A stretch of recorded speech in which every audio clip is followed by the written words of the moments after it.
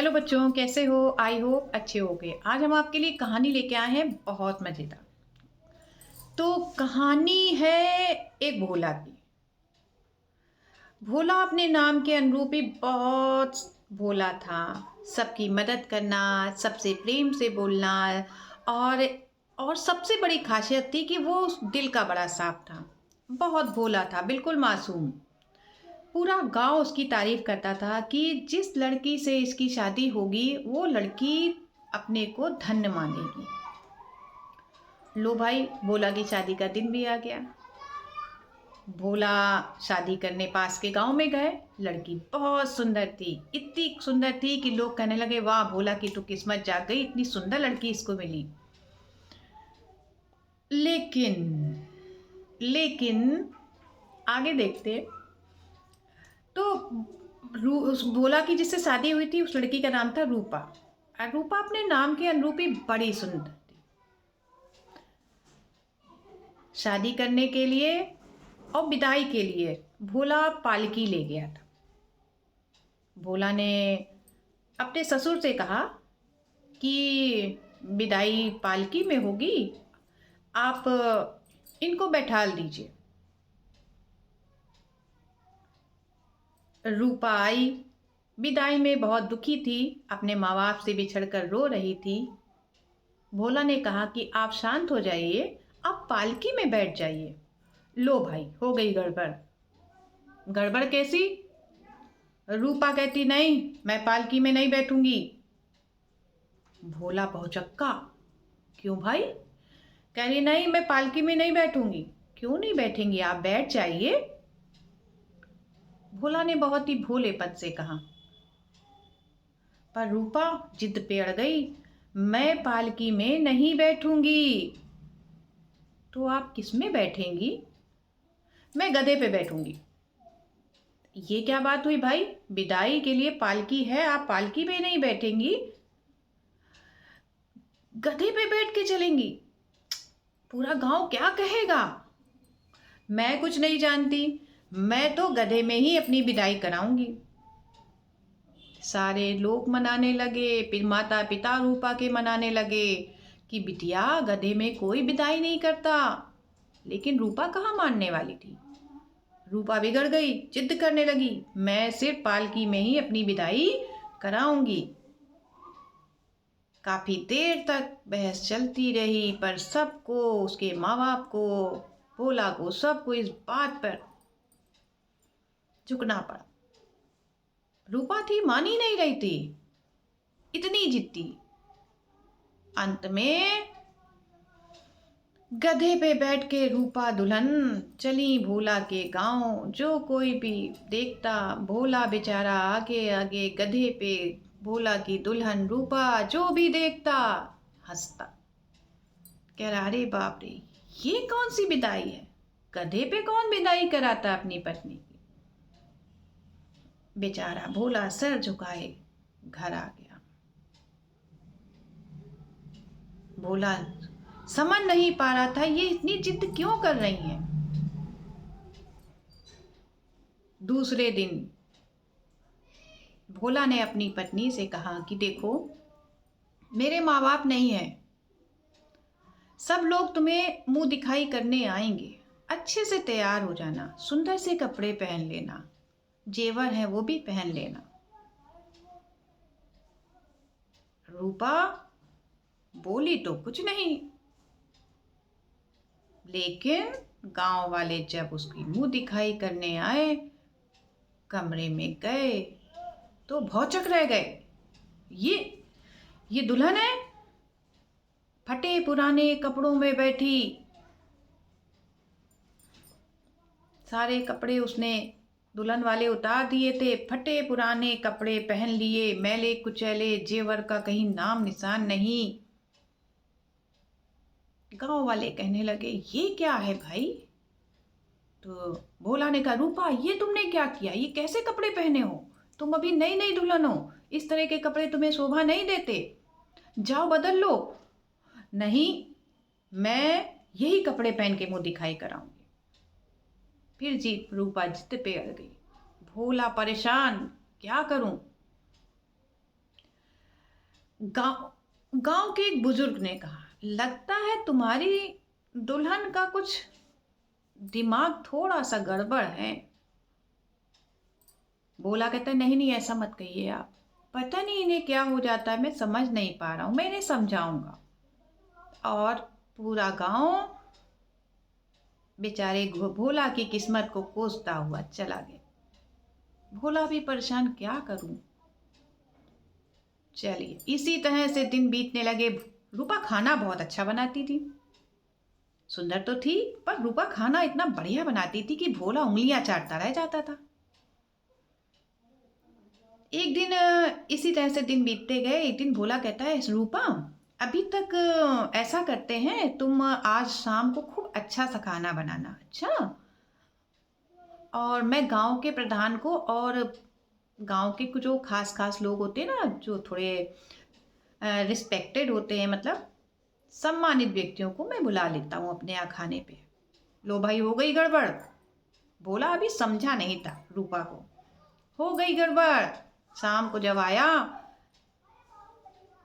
बाजार से लौट के, क्या देखता है, पूरे घर में कचरा पड़ा है। चूल्हे में झांका, पानी पड़ा था। धत तेरे की, ये क्या हुआ, लगता है फिर रूपा को दौरा पड़ गया। उसने कहा, रूपा ये क्या है, खाना बनाओ जल्दी से, घर की साफ सफाई करो। नहीं, मैं कुछ नहीं करूंगी। क्यों नहीं करोगी, आप नहीं जानते हैं क्या मुझे। भाई क्या नहीं जानते आपको, बस मैं नहीं करूंगी, मैं नहीं करूंगी। रूपा समझ गया, आज रूपा भोला समझ गया, आज रूपा को फिर कोई दिक्कत मान नहीं सकती। रूपा नाक कटेगी। इससे पहले भोला गांव भाग गया। गांव में गया, प्रधान जी से बोला, कह रहा, प्रधान जी आज रूपा की तबीयत ठीक नहीं है, हम लोग किसी और दिन दावत करेंगे, आप मुझे क्षमा कर दीजिए। बेचारा किसी तरह से सबको मना करके आया। घर लौट के आया, उस रात चूल्हा नहीं जला। भोला भोला था, क्या करता है पता नहीं, इसको क्या हो जाता है समझ में नहीं आता।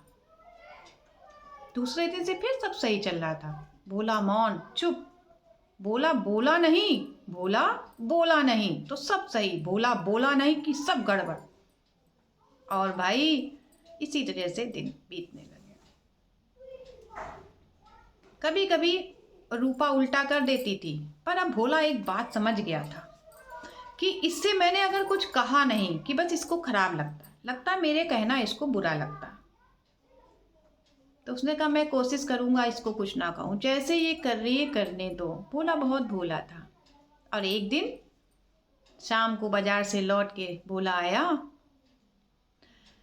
कहता है, रूपा बगल वाले गांव में ना बहुत बड़े आदमी के घर में शादी है, ऐसा करना कि शादी में मत जाना, मैं अकेले हो आऊंगा। तो रूपा कहती, हाँ क्यों, मैं भी चलूंगी। तो बोला कुछ नहीं बोला, जानता था बोला नहीं कि फंसा। बोला मुस्कुरा के बाहर चला गया। शाम को ये लोग तैयार हुए। तैयार होने में भोला थोड़ा भूल गया था और कहता, सुनो वो ना सोने वाले जेवर पहन लेना, सब लोग देखे तो मेरी पत्नी कितनी सुंदर है। लो भाई, हो गई गड़बड़। चलने को तैयार। रूपा साड़ी तो बहुत अच्छी पहने थी, लेकिन जेवर के नाम पे उसने कुछ नहीं पहना, नंगी बूची चलने लगी। नई नई दुल्हन थी, बोला चाह रहा था मेरी बीवी को सब कोई देखे, मैंने कितना जेवर चढ़ाया ये भी देखे। पर रूप उसने कहा, अरे जेवर पहन लो। नहीं पहनूंगी। तो उसने कहा, अच्छा तो तुम मत चलो। नहीं मैं चलूंगी। तो तुम मत चलो, मैं चलूंगी।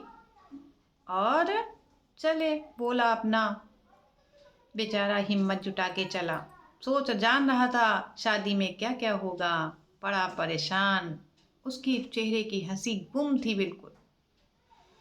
चले, रास्ते में एक नदी पड़ती थी, दूसरे गांव जाने में नदी पड़ती थी, और नदी में पानी भी रहता था। भोला ने कहा कि देख, नदी है, नदी को अगर आराम से पार करेगी तो घुटनों तक पानी है, आराम से हम लोग निकल लेंगे। जल्दबाजी मत करना, वरना नदी में कहीं कहीं बहुत गहरे गड्ढे भी हैं, आराम से चलना। पर लो भाई, हो गई गड़बड़, गड़बड़ हो गई। निकली वो उससे पहले, फचर फचर करके आगे आगे भागने लगी। और जब तक भोला भी आगे बढ़ा, कहीं ये किसी गड्ढे में ना फंस जाए। नदी में गहरे गड्ढे होते ना, उसमें आदमी लोग फंस जाते, डूबने लगते। नहीं मानने वाली थी।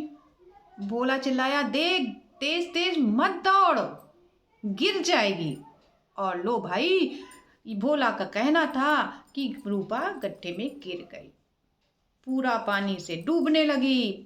भोला कहता है, अरे रुक जा, मेरा हाथ पकड़ ले। ये क्या कह दिया भोला ने, उसने हाथ छिटक दिया रूपा का, भोला का। मेरा हाथ पकड़ ले। नहीं पकड़ूंगी, मेरा हाथ पकड़ ले, नहीं पकड़ूंगी। और डूबने लगी। भोला खिसिया के बोला, मत पकड़, जा मर जा। और उसने, रूपा ने झट से हाथ पकड़ लिया। भोला ने क्या कहा था, मत पकड़, मर जा। उसने, रूपा ने झट से भोला का हाथ पकड़ लिया और भोला ने हाथ पकड़ के उसको खींच लिया। ये क्या हुआ, ये तो फिर उल्टा हुआ। भोला खिसिया के बोला, अरे उलटिया देवी, कभी तो बात माना कर। तो रूपा, जो अभी अभी डूबते डूबते बची थी, चुपचाप कुछ बोली नहीं। भोला उसको किनारे पे खड़ा किया, भीग गई थी। कहता है, क्यों हाथ पकड़ लिया मेरा, मत पकड़ती ना। तो रूपा हंस के बोली, कहती है, तुम्ही ने तो कहा था ना पकड़ो, तो मैंने पकड़ लिया। तुम अभी भी मुझे नहीं जाने, मैं हूं उलटिया देवी। बचपन से मैं हर काम अगर कोई मुझसे कह देता है तो मैं उसको उल्टा करती हूँ। तो भोला कहता है, अरे अब तो समझ जा, मरते मरते बची है। तो रूपा कहती है, कुछ बोली नहीं। शायद आज रूपा को भी अकल आ गई, इतनी जिद करना अच्छी बात नहीं कि जिसमें प्राण चले जाएं। और भोला भी समझ गया था कि ये है मेरी रूपा देवी नहीं है, ये मेरी उलटिया देवी है। मुझे भी अब इनको समझ लेना चाहिए। तो बच्चों, कहानी कैसी लगी? अच्छी लगी तो क्या करेंगे, लाइक करें, शेयर करें और सब्सक्राइब जरूर करिएगा। तब तक के लिए आपको बाय।